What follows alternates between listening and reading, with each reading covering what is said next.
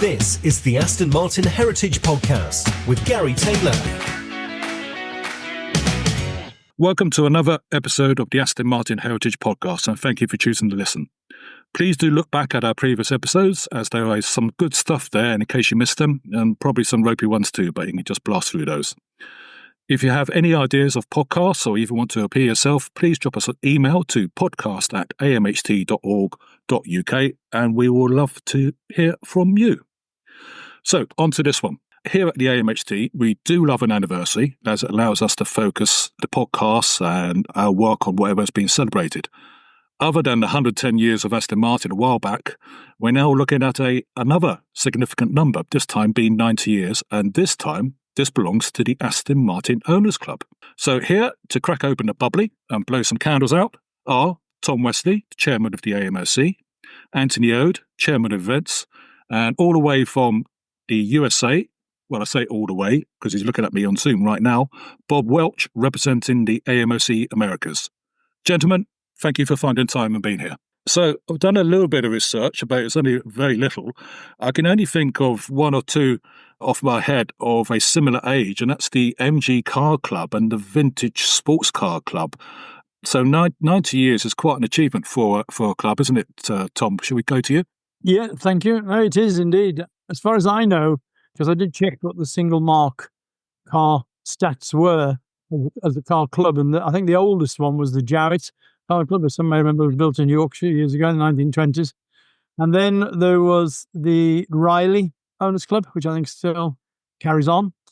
And then there's the MG Car Club, and then there's Aston Martin Owners Club in order of their age. So we, in fact, of the ones that have survived, I think we're the second oldest single mark club. And I believe primarily the only Aston Martin club as well. Absolutely. I mean, it was remarkable, really. The story at the beginning goes that a chap called Mort Morris Goodall was very enthusiastic that something should be done about these people who've got Aston Martins, which is very few, and tried to see what interest there might be. So I think he wrote to the Autocar magazine, and about 20 or 30 people turned up to have a chat about it, and they met in 1935 to decide that, yes, they did want to set up a club, and 5 people put themselves forward to start it. The chaps involved were Mortimer Morris Goodall himself, a chap called Lance Prideaux Brune, Dick Anthony, Maurice Faulkner, Harold Bevan, Miss Dorothy Bede, and a chap called John Cadbury of chocolate fame. They were all very enthusiastic, and in those days, really, it was about the social side of it and racing and rallying, because trials were still quite a big thing in the 1920s. Yes, they were. I've noticed here the original purpose of the AMOC is promote the sport and pastime of motoring, develop interest in the Aston Martin car, and encourage social interaction between members. I think that still holds up today, doesn't it? Absolutely. I mean, I think one of the big things they did was have an annual dinner on Park Lane, which was a splendid affair. We're still trying to emulate that. Yeah. Perfect. Just one thing, Tom. Although there were 5 on the committee, as you say, I understand that racing driver Charles Jarrett was named as president, and Sammy Davis was vice president, and Leslie Keyville was the treasurer, and Mort became the honorary secretary. That's exactly right. Yeah. What happened was the 5 that I mentioned decided they were going to do it, and then the Autocar picked it up, and Sammy Davis was then, yes, in the Autocar magazine. They pulled it all together, and they split the roles between. But you're quite right; the president and vice president were different people as well. Yeah. We're recording this podcast just before your founders' dinner, lunch, I should say, on the 25th of May. That's going to be the 25th of May, so this will be published soon after. Where does the Grafton Hotel fit in this? This is where they met. I mean, It's where they met. It was at Tottenham Court Road, central London. Many of them lived in that part of the world, and that was the first plan. So it's exactly to the day what we've got planned. Anthony will tell you all about it. We're having this dinner, and it's exactly the same place, exactly 90 years later. So there we go. Quite right, Tom. It's now changed and moved on. It's now called the Radisson Blue Euston Square, but I'm sure to most people it's still known as the Grafton. And, as we did on the 80th year, actually, we're going to have a lunch there, champagne reception and a toast to the club. Should be a good social afternoon. That's going to be marvelous, isn't it? And I say it's already happened, but you're walking and sitting in the presence of some great people in exactly the same room, same hotels, same time, same date. We've got some memorabilia there. So the hotel are quite keen that we do celebrate it. So anybody visiting there will be able to see a little bit of the relevance of what the memorabilia is there for. Oh, perfect. So after the event, some of the memorabilia will still be there. Correct, yes. All right. So if you're going to London, book yourself in there and have a look through some of the Aston Martin Owners Club and Aston Martin Archive. Fantastic. It kicked off, let's go through some of the history of the Owners Club. So that started in 1935. That was only about 4 or 5 years before the war. So I guess not much was happening in those 4 or 5 years. Yeah, I think during the war they did sort of cease their normal operation, and it was not until 1948, I think it was Richard Stelbras at the RAC Club, they had a meeting back at the RAC Club and kicked it all off again. A name that seems to come up is Dudley Coram, and he took a leading role in the new club with someone called Eric Cutler as chairman. And I think he was he's certainly known within the club history and throughout until he died in 1976. If we move on to another name, is Viscount Down. I believe he became president of the club. Is that right? That's correct, yeah. I think it was 1980. I think so, yeah. Around the Diamond Jubilee time. That's right. A very enthusiastic member.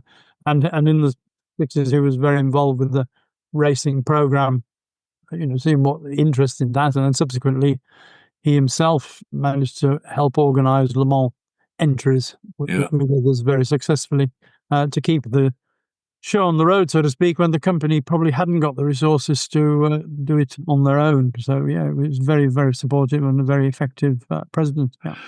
Can I just go back to the wartime? Because I think one thing that's worth mentioning is that Jock St John Horsefall, which we have a race, an annual race now, the St John Horsefall meeting, was a racing driver, but also involved in intelligence. Part of the Operation Mincemeat, yes, was, where a corpse was sent with some false papers chained to be washed up on the beach, and which is subsequently was made into a film. There's currently a West End production of Operation Mincemeat going. Yes. So although you said things probably stopped from the club point of view, it was interesting that we had members who were still very active at that time. No, that's absolutely right. That's very interesting. I'm glad you remembered that. He used his Aston Martin car to whiz around delivering bits and pieces, yeah. Bob, when did AMOC Americas, because back in 1935, primarily a UK-based club, when did AMOC Americas, if that's the right term, when did that start to I think it began initially with 2 important phases. One is Rex Woodgate came from the UK, from the factory, to King of Prussia, Pennsylvania, with the first Aston Martin dealership, Aston Martin Lagonda. He was very essential. Interestingly to know, his sons, after his passing, his sons Chris and Neil came, and we had a memorial service at Lime Rock during our annual meeting, keeping the tradition alive, with his widow, joining in from overseas. So Rex Woodgate was a key figure and very well known, very charismatic figure with a big English, handlebar mustache, big personality, very, very active. And then on the West Coast, we had, I think it was maybe Dickie Green, Kerry Green, who's currently America's representative on the trust, is now in San Francisco. So that became the West Coast area. Cars are still in the family. So we sort of start with King of Prussia, Pennsylvania, and San Francisco in the late 50s, early 60s, and then moving on, the club really getting going in the 70s. So we've had at Lime Rock is about to happen next week, is a beautiful racetrack in the Berkshire Mountains, west of Boston, north of New York City, and we have had 54 years of annual meetings there, where we have a race day, a track day, not a race. We have a track day. We have a country drive with a nice luncheon.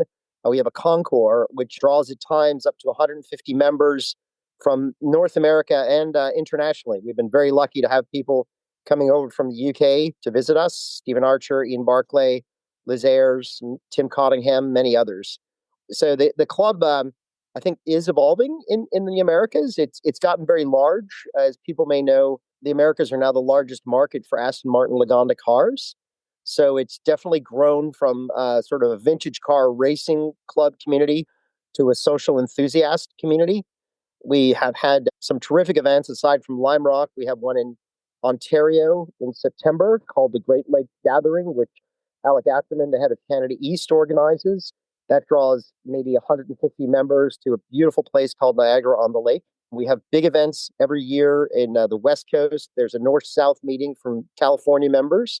And then Pebble Beach Monterey Car Week always prominently features an AMOC event and collaboration with the Pebble Beach Concours and Aston Martin Lagonda. I think one of the differences maybe for the Americas is, I always say driving in England, I feel like something is either it's 40 miles and 4 days away. But in North America, we had, for example, 8 members from Texas drove 2,300 miles from Texas to our Lime Rock meeting and then back. Oh. So the distances are immense. I would also say, in the best spirit of the international quality, global quality of the club, I always feel it's very important to remember that members are welcome everywhere. So I've gone to meetings not only in the Americas, but many in Sussex, many in London, many of the big AMOC events, and even my friends in Hong Kong have hosted me when I've been there. So I would encourage anyone to send an email along if you think you're going to be somewhere, find out if members are going to be available and hopefully get together. Well, to me, you've sold me what's going on in America. I think I'm going to be checking my next flight. I'm going to be whizzing over there. It sounds fantastic. I think what's come through on this is, and I remember somebody in the AMOC saying this, is that you join for the cars, but you stay for the people. Yes. And I think from the events in America and Tom and Anthony, the events in the UK, the cars are the excuse, but you stay for the people. You've got this great social arena and you get access to places that you probably wouldn't have outside the Owners Club. Am I right there? Correct. On a similar theme, apparently Maurice Goodall had a quotation, which was, members I haven't met are friends I haven't made yet. And apparently this was one of his mantras that he repeated up and down. So the same theme's been going on for the 90 years. Yeah, I remember, I think Anthony too, we used to compete in different concours decades ago. And that's really how we sort of got to know each other and got to be involved with the club to want to do something more than just pitch up and participate in that event. But it's a really large bunch of people, aren't it? It's like a little family that gets together every year. It is, yeah. And as Bob said, people visiting America. A year or two ago, I went to South Africa and reached out to the rep there, and he arranged a little gathering. There was 4 or 5 cars came. We had 2 or 3 hours little run out, and again, that was just by an email to, I'm going to be in Cape Town. I would also maybe to say a bit about, I think, what represents the best of the club. I'm just back on Thursday from a drive with the Area 00 section, the 00 section in central London. They're the ones who've done the drives from Mayfair to Marrakesh, London to Morocco. Yes. Bond Street to Bosphorus, London to Istanbul. I joined them on a drive. This is very typical. Great welcoming friends, Jason Carr, Steve Ward, and others. I asked if they had a spare seat on their trip to Gibraltar, showed up at Paddington Station, and we were off through France, Spain, Portugal, and Gibraltar. And we just finished the Mayfair to Miami trip, where 7 owners shipped their cars, including a beautiful DB4 Series 5 of Rory McGregor, from London to Halifax. And we drove from Halifax, Nova Scotia to Key West, Florida and then back to Miami for the Formula One Grand Prix. So this is the best. We had 30 members from New England join us here. We had all kinds of, as you mentioned, events where we were able to liaison with local dealers, car enthusiasts. Members came out to meet us. Just a spectacular trip, again, that covered a huge amount of distance with people who I didn't know at all 5 years ago, and now I consider part of a very important community of friends. That is beautiful. I think we've all seen Area 00 on their social posts, and it looked like an amazing event. I want to point out, it's called the Aston Martin Owners Club, and you've been phoned about members, but you don't necessarily have to own an Aston Martin. You can be a member and you can still participate. Absolutely. It was ultimately for Aston Martin enthusiasts. And I know years ago, a lot of when the motor shows and that were on, a lot of young boys would join, very happy for that to happen because it got the aspiration there and people's connectivity to be able to come and look at the cars. It was great. Yeah. Well, we have some members who, as you say, are not necessarily owners, but they'll come along and help the marshalling and the judging at Concours, that type of thing. So everybody gets involved. Everybody's made welcome. I remember when I joined all those years ago when I was about 16 or 17 years old, clearly didn't own an Aston Martin at that age. I remember seeing in AM News a few years later, there was a request, and I can't remember the gentleman's name now. They wanted a marshal to help out that Wiscombe Hill climb in the top paddock. It was long before email and all the rest of it, and it was so I telephoned. I said, I'd like to do that. I used to live in Camberley. He said, oh, great, come along. We'll help out. This is the very first event I ever went to. And I went along there, my purple Ford Capri, very fashionable at the time, thank you very much, black vinyl roof. And I drove to Wiscombe Hill climb, and I was made so welcome there. And it was amazing. You had DB4s, you had DB3Ss. I was in the top paddock. Didn't own an Aston Martin, didn't know anybody. But it's people there that I met there all these years later I'm still in contact with. It's amazing. I went for the cars and I met some great people. I would also say it's a great, not just as a social club, but I joined before I had a car as well. It's a great way to learn about the cars. So, because I think most of us, it's like many people, I said I had my parents gave me my first Aston Martin when I was 9. It was a silver birch DB5. It was a Corgi about 3 inches long.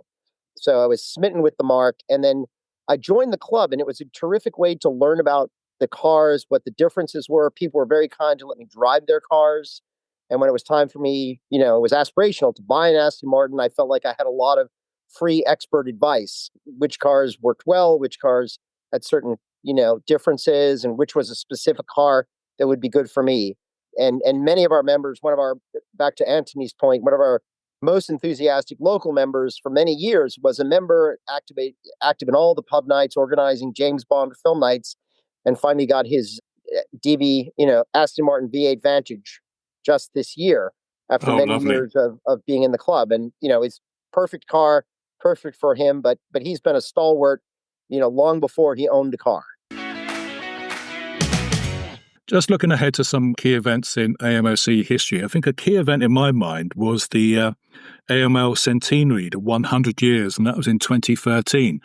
And that was in Kensington, wasn't it, in London?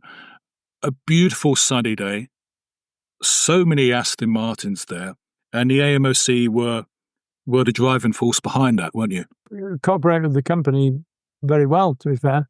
And the event that they put on in the evening when we had the champagne reception and so on, and Ulrich Betzer was then the company's CEO, came along. It was very well done between the club and the company. It was a good effort. But I think the club really helped to get all the cars together from all over the world of all different types. Well, there's a timeline of 100 cars. 100 cars, correct. That's right. I mean, that wouldn't have happened without the club doing all of its background work, and a lot of them came from all over the world. It was amazing. Yeah. It was like an Aston Martin motor show through the ages. It was spectacular. Yeah. Bob, you was about to say something. I was going to say, I remember going, that was certainly one of the highlights for me.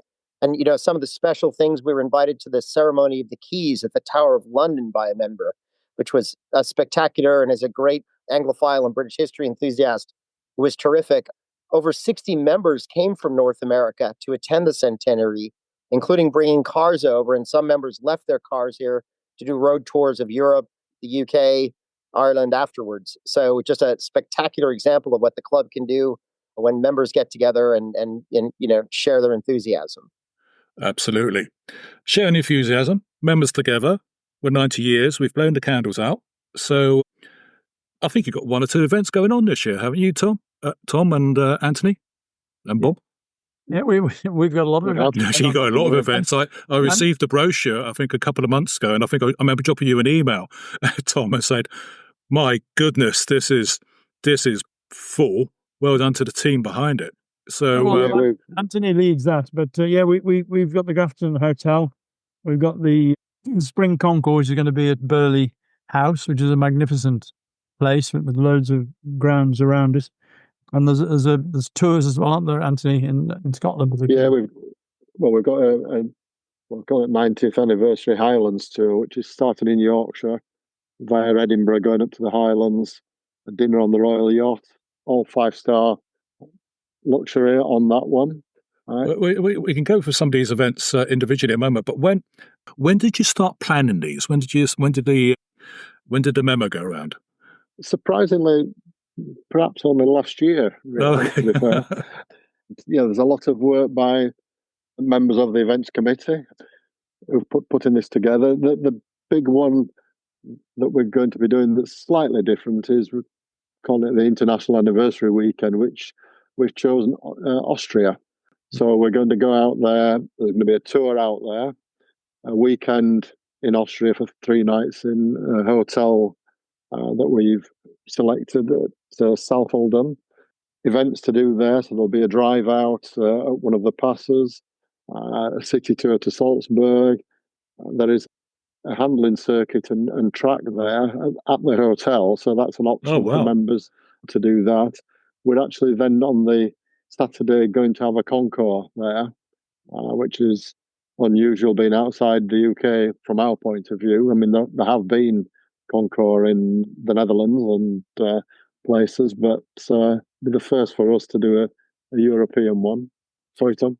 No, I was going to say, I think that it's been the ambition from the AMOC's management committee, if you like, over the last at least 2 or 3 years, at least, I think, since the latest management committee, to internationalise our club more strongly. We've always had members from abroad, but I think perhaps we are conscious that we need to put on events which are truly international. And there's a classic example, the one that Anthony's speaking about now, where we're anticipating people will come from Germany, Austria, France, Italy. It's all quite drivable to Austria, and it's a fantastic hotel, which is very much motoring. I think people will love it. I really do. Yeah. But this is an experiment to try and get the European side as active collectively as perhaps America is in its own way. And I think we want to really much sort of cascade this international nature, because today, people may not know, almost more than half the members now, I think, are from abroad. It's not as UK-centric as it used to be. Yes, I remember reading that a while back. I was surprised on that. Yeah. You tend to think it's UK predominantly, but you say half are overseas. No, half of them are abroad. And, as Bob has rightly said earlier, North America is still the strongest market for Aston Martin motorcars. Yes. And it's booming, which is absolutely great. And on that basis, we're really doing everything we can to extend our offering, if you like, and to organise for each of the geographies. So Bob represents America. We have gentleman Jim Tweddle, who represents the rest of the world, as we describe it. And then we've got Frederick Jan from the Netherlands, who looks after Europe. So we've actually got good representation, if you like, at board level to try and properly spread the activities so that they're completely relevant to current and new. If I can just chip in there, we've actually got members coming from 15 different countries to Austria, which I think is quite something, really, as you say, Tom. That's what Anthony, name those 15 now. Go. Right. Well, GB, the Czech Republic, Italy, Netherlands, Austria, Germany, Denmark, France, Belgium, the USA, Luxembourg, Turkey, Sweden, I think Hungary as well. Turkey, if I didn't mention that. So that's impressive, isn't it? It's I think that's what, really, as Tom healthy. Said, that's what we're trying to do. And Tom mentioned Frederick Jan Umgrove, who has been very helpful and steered us. We were thinking Europe, didn't know exactly where, and Frederick Jan came up with Austria as an option. You're never going to suit everybody, but as Tom said, the hotel and the facilities are fantastic. Enough room to park a lot of cars for the visitors that come as well. Mm. Yeah, it's brilliant. And I think what will really strengthen, because you may know that we've recently signed a proper formal license with the company, which over all those 90 years, it was all a bit informal. So, anyway, It's a positive thing, in my opinion, in that the company now legitimise our use of the name Aston Martin and the brand. wings and all this. So I think this is very positive. And these sort of events are where we can bring value to each other. You know, the company can come and show their nice new cars off, which are pretty amazing. And the club members can come along and join in, and the integration there. As with the trust, Gary, as you know, it becomes what we like to think is the club is part of this root of the company itself, the club and the trust. And all three of us work in a cohesive and cooperative way to deliver the best value for owners and members and so on. Yeah. Well, as being said, it's a three-legged stool. Bob, if I come to you, what's happening in the Americas for the 90 years? So certainly some of the things I mentioned, we are going to make special celebration at Lime Rock of the 90th celebration, at Monterey Pebble Beach Car Week. I've never been to Lime Rock. It's worth going, isn't it? Oh, it's gorgeous racetrack set in the rolling hills. It's a beautiful scene, beautiful countryside, a fabulous track with a storied history. Been a cornerstone of the club, since it really began in the States in the 60s. Another really important thing I'd like to mention is we're going to have the first ever Aston Martin Heritage Trust Walter Hayes lecture. Yes. In the Americas, and I believe outside the UK, which will also take place in August. Kerry Green is coordinating that. It's going to be at the Yacht Club, which is an absolutely splendid venue in the midst of, if anybody hasn't been to Monterey Car Week, it is sort of like Disneyland for British car and car enthusiasts on steroids. It's just packed every day with lots of different events, lots of great things to see. And that'll be a nice way, I think, to link the trust with the global club and to start sharing the knowledge, the wisdom, and the bonhomie that we have in the trust and the club more directly with members overseas. Absolutely. I say about the trust, I think like the Owners Club, perceived to be a UK-based museum trust, which is probably correct because that's where the museum is, if you like. But under the new board, we are wanting to have a greater international outlook because it's the stories, the cars, the people, and hence that's why we're looking towards taking the Walter Hayes lecture to America for the first time. And if it is a success, we'll spread the love around the world. So that's the first of many. Along those lines, I would also like to mark and credit our club historian, Nick Candy, who's been a member of our club almost since the beginning, a DB4 GT racer. He has been the cornerstone of founding it's called the North America Historical Society of the Aston Martin Owners Club. Yes, I've heard about that, yeah. So we have an affiliation, a formal affiliation. We have been collecting archives of memorabilia, magazines, our own magazines, our newsletters, the Vantage Point magazine, trophies, and so forth. We have a nice relationship with what is called the Lars Anderson Museum of Transportation, which is the oldest motoring museum in the Americas and is located in Brookline, Massachusetts. The president, who happens to be a very active Aston Martin owner and member of the club. So we have archives there, which we are currently organizing and digitizing in close coordination with the global UK trust. Because again, I think it speaks to that it is a global club, it is a global trust, and we've had lots of events going on for decades, and we want to make sure we share all of that and make it hopefully into a database and archive that can be accessible to all our members around the world. Perfect. Well, we're looking forward to, I know John Warden's done a lot of work on this. John Warden, the chair of the AMHT, he's been doing a lot of background work with you guys to get this over the line, and we're looking forward to carrying on with that. Well, if we just saying on that, Gary, I think it's important that the trust and the club continue to work closely together. Personally, as far as I'm concerned, I know they're separate legal entities, but it should be one group of people working for the same aim. So I think it's good that we do work together so well. Well, absolutely. I think all the trustees, I think, are keen to certainly work with the Owners Club. I mean, the trust is your child, you know. After all, we did form you. Yeah, you did form me. Hello, Dad. But but we're grown up now. Over the years, we've had different things that we've had to focus on. But I think it's true to say now, which is lovely after 90 years, we are closer than ever. I think there is a genuine and real spirit of cooperation. I think there is. I think we certainly need each other, and I think it'd be barking if the trust and the AMOC slowly over the years just separated. I think that'd just be madness, and I can't see that happening. I'd like to note, particularly Chris Bolton, who I had dinner with when he came to Boston, is a good friend, also a trust registrar. Lovely guy. And Tim Cottingham, who I think everyone knows as a registrar, he is actually a member of Northeast USA as a member. So he's come to Lime Rock and brought his cars over from the UK to here, which is, I think, exactly the sort of friendship and collaboration that we want to celebrate. Absolutely. Yeah.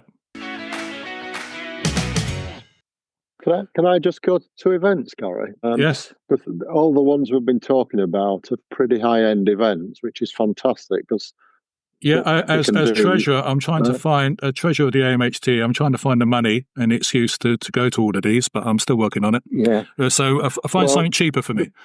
Well, that's what I was just going to say. I think Bob mentioned it earlier. We start with local areas having pub meets. So, I mean, my particular local area, we meet once a month. You can go along for a drink. Usually it's a dining pub, so you can have a bit something to eat if you want. Along with weekends away. So areas organise a lot of events. So it's not just the HQ team or America's team in Bob's case or the rest of the world. The areas are a vital part of the club, aren't they, Tom? The lifeblood of the club, yeah. Yeah. I remember, again, in my youth, going to my very first area meeting, and I remember parking my car outside, might have been a Capri still, and there were some Astons outside, and I sat in the car for a while. I was terrified about going in, thinking, I don't know anybody. All they're going to be talking about is big end cheeses and DB4s and all the rest of it. Anyway, I took a deep breath and went in. No one talked about cars, really. No. A little bit. It was your excuse, but then it was just banter, chat, and a thoroughly agreeable evening. So I think if anyone hasn't been to an area meeting, do take a brave pill. If you haven't been at all, take a brave pill, go in there, and I think you will be pleasantly surprised. And there's no snobbery. I think everyone is welcome, so please do try that. And in our case, of our local area, partners go.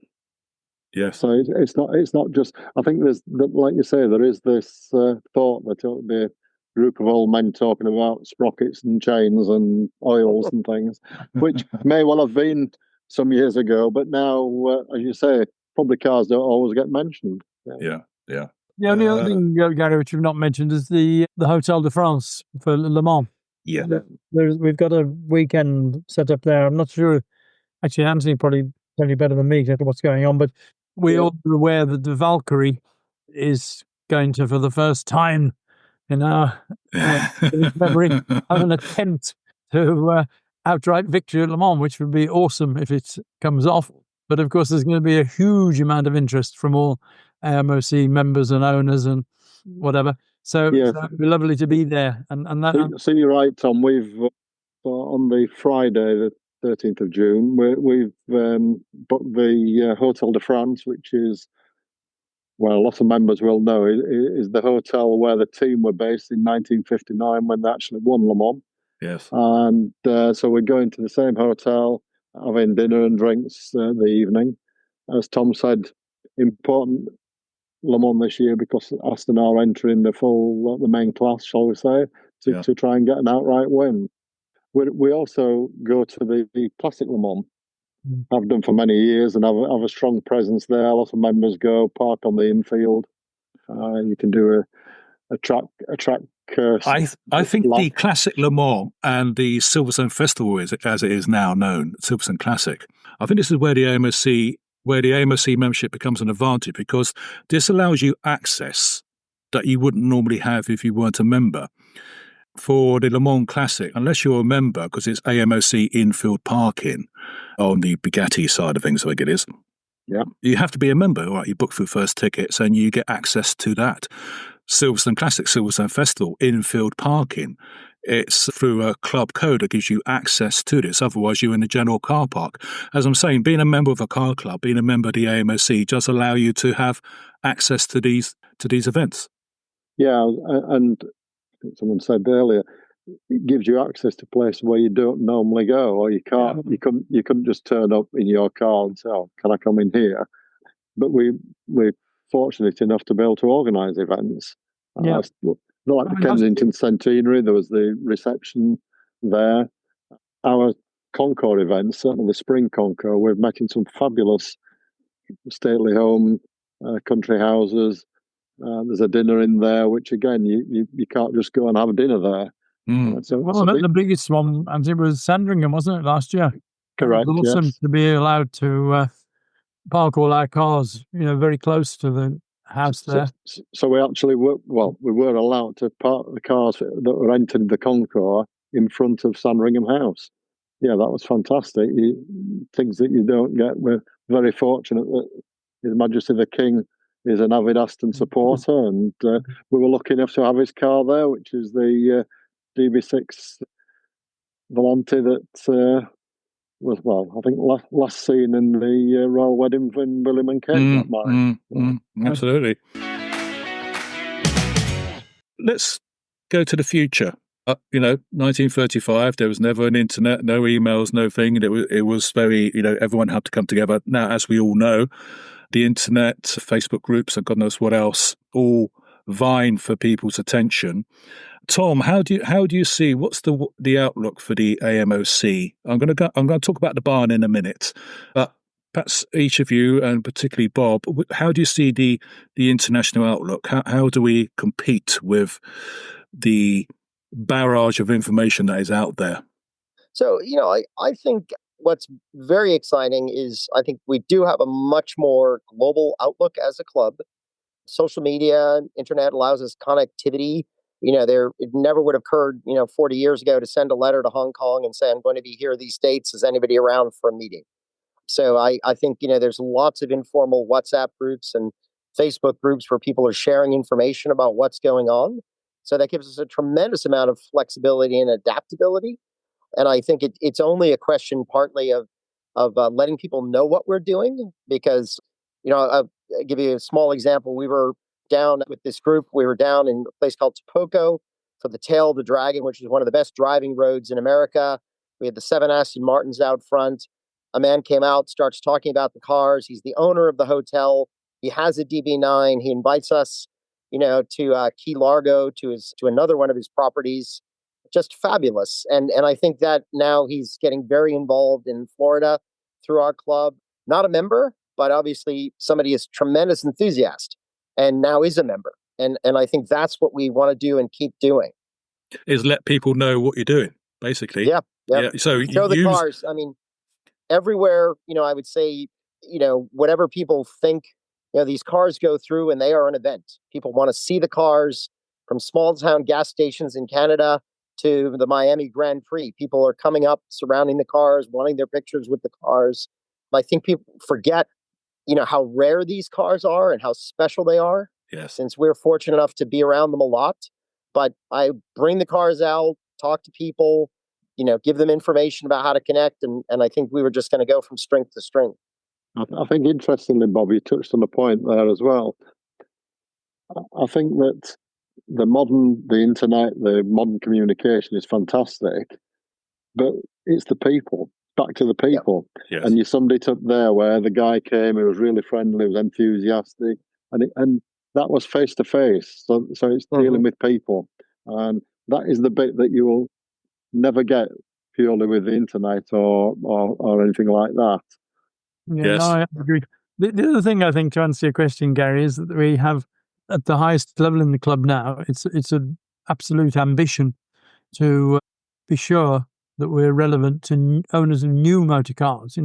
There's some sort of theories that it's all a bunch of old blokes that like messing with old Aston Martins, and that is not true. I mean, it is true that we've got some old blokes messing with old Aston Martins, but it's also true we've got loads of people who've just bought an Aston Martin and think it's brilliant to come along and all these things.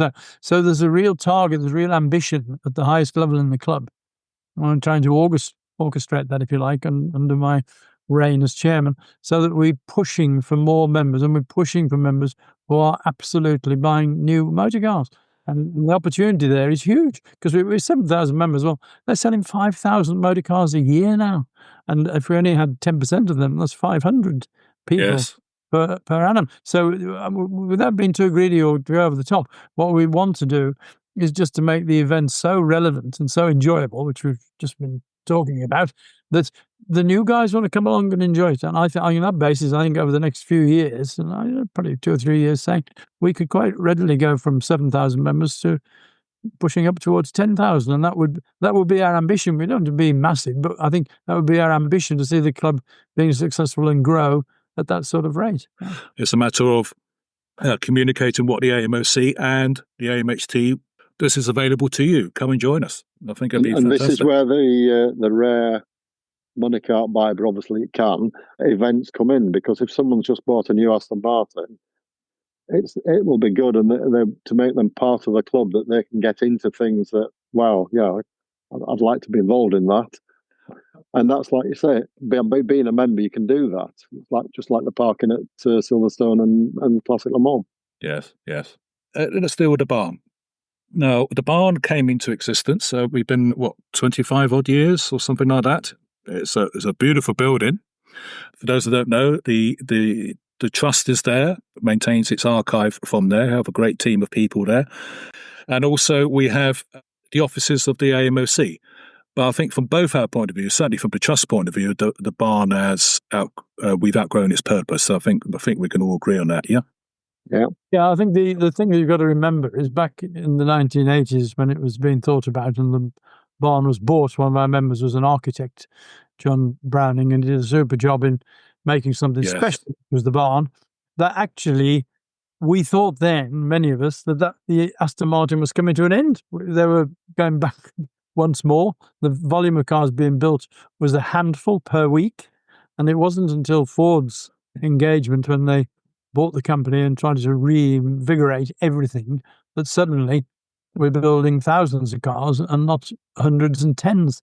And that has, because of the success of the club and the trust and all, it has led us to find that the barn actually isn't a sort of museum from a past age. It really wants something active and relevant to the 21st century. And we've got to revisit our plans, which of course we're doing. We've got fantastic staff there who do a wonderful job. So we've got to be careful that wherever it is the right geography, but it also needs to be the right scale and all good things about it to make it very connectable to just be talking about the internet and modern communication.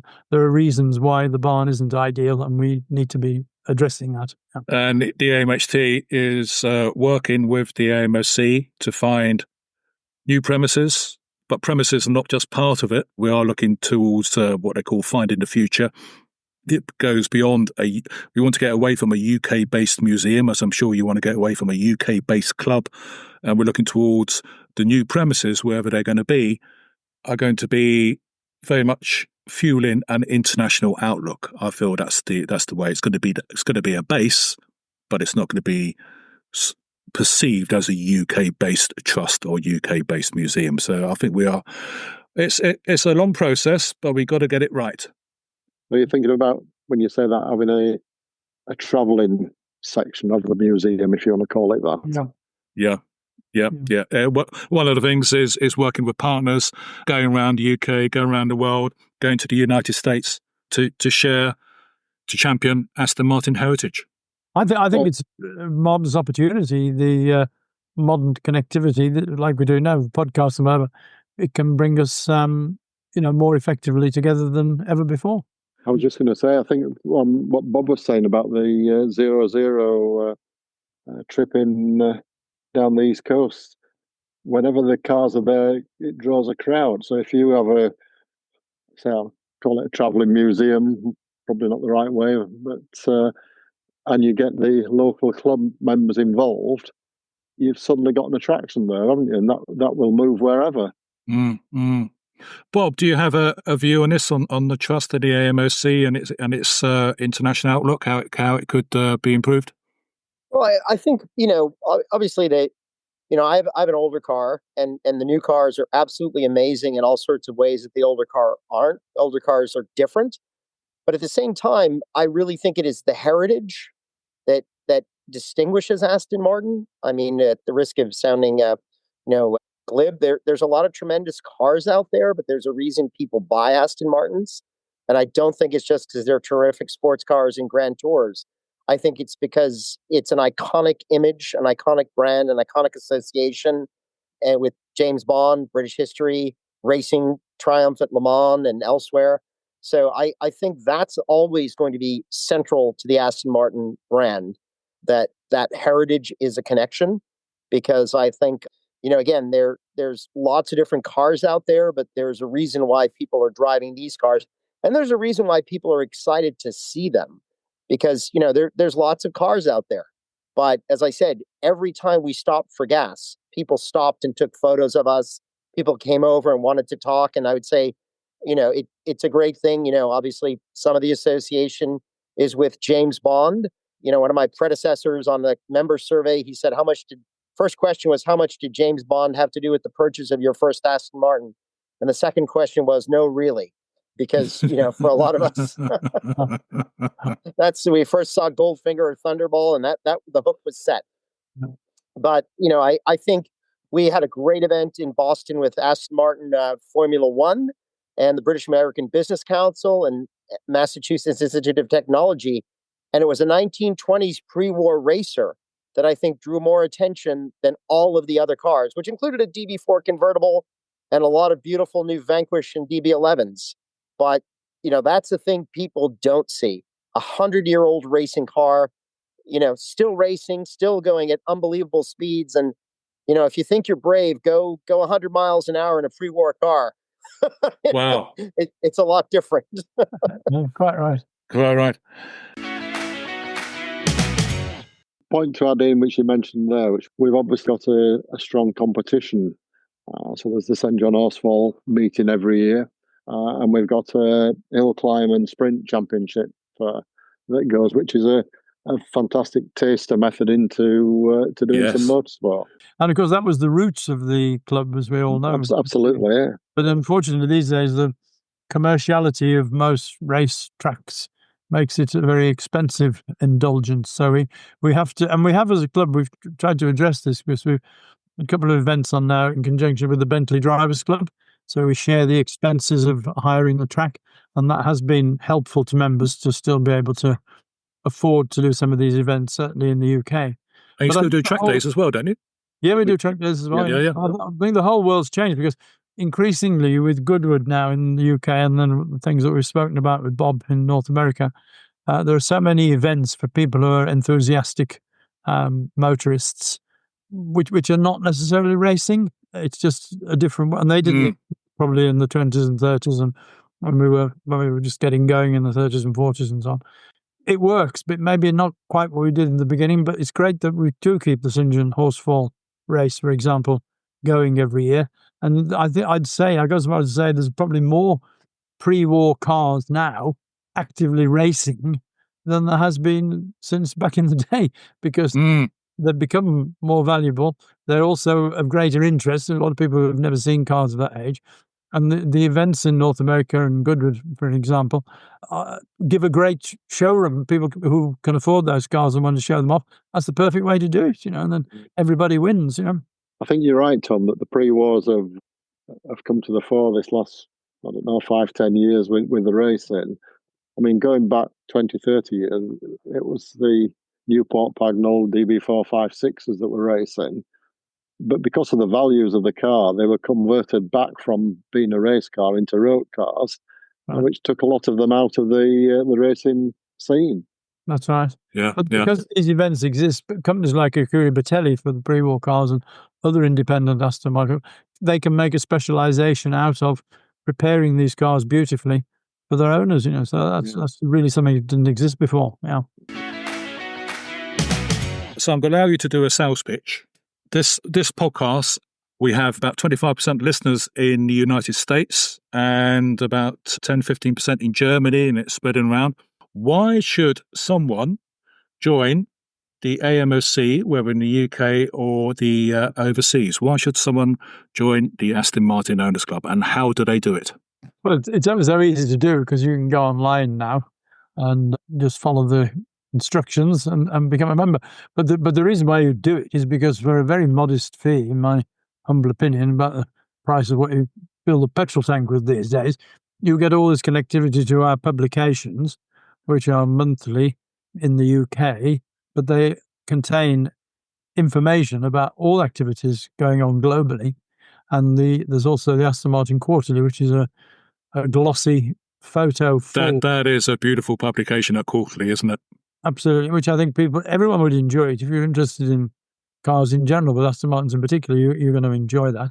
And then, as it's been said earlier, it's at your own local level, be you abroad or the UK, wherever, the regular meetings that happen just between local members on their own patch are a great way to socialise, and all of that for the price of a full tank of gas. So. Yeah, and absolutely. And that membership allows you to be a supporter of the Aston Martin Heritage Trust, free access to the museum and discount on various other trust benefits services we provide. And you get a wonderful annual publication as well, documenting the heritage of Aston Martin. So I think for a tank of fuel, you're getting a lot more money for your bucks, if I may go American there. Yeah, I would just, echo it yet again. I think what I would say is, well, it starts with the cars, the community of people, the friendships for myself and my family. It's been central. And, I would never have been standing at the southernmost part of the United States, having lived here my whole life, without members from the club saying, why don't we do this thing, drive from Canada to Florida? And one of the things I would also say is I would encourage people to join, even if they don't have a car, as you said, to take the brave pill, sit in. I would encourage, if you do have a car, talk to people, let them sit in your car. If you can get them, take them for a drive. That's a transformative experience. And I also want to emphasize, it is open to people. I think it can be kind of intimidating with the idea of Aston Martins, but I've always found people to be friendly and welcoming. And I think that's another piece that is important is, there are, I've certainly done a fair bit of talking about rod bearings and camshafts in the day, but I love the fact that, my wife and daughter have been active in events the whole time. And some of our best friends, and we visit people in places, and we spend wonderful days, and we don't talk about cars at all. So yeah. I think it's just a great way to connect with people who I find to be uniformly interesting and welcoming. Well, I've got a stronger connect issue as well, because my daughter met her now husband actually at the Centenary event in Kensington. So we did know the family, but yeah, they met, and so we had an Aston wedding. I met my partner at an AMOC event, so yeah, there you go. Right, so no, I love her dearly. So, gentlemen, if I may, I'd like to wrap this up and go back to the beginning, the purpose of the AMOC, and it is to promote the sport and the pastime of motoring, develop interest in the Aston Martin car, and encourage social interaction between members. And I believe over the past 90 years, the AMOC have been doing it, not resting on your laurels. You're doing it this year, and you've got great plans for the future. And I look forward to Anthony. Well, you've got about 10 years to get the same team together, so and it won't be a cut and paste. I think people will notice. Thank you. Gentlemen, thank you very much for your time. Bob, Tom, Anthony, thank you. Thank you, Gary. Thanks, Gary. Bye-bye. Bye-bye. You're listening to the Aston Martin Heritage Podcast. Discover more about the story of Aston Martin, the cars, the people, the history with the Aston Martin Heritage Trust. You're always welcome to visit us at our museum in Oxfordshire, so find out more via amht.org.uk.